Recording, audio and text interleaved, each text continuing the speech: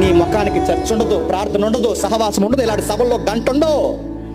నీ వయసు ఉన్నప్పుడు నీ ఇష్టం వచ్చినట్టు తిరుగుతావు. నీ కళ్ళు బాగున్నప్పుడు నీ చెత్తంతా చూస్తావు. ఇప్పుడు కళ్ళు పోతాయి, ఇప్పుడు బైబిల్ చదివాలని వస్తావు, నీ కళ్ళు కనపడదు.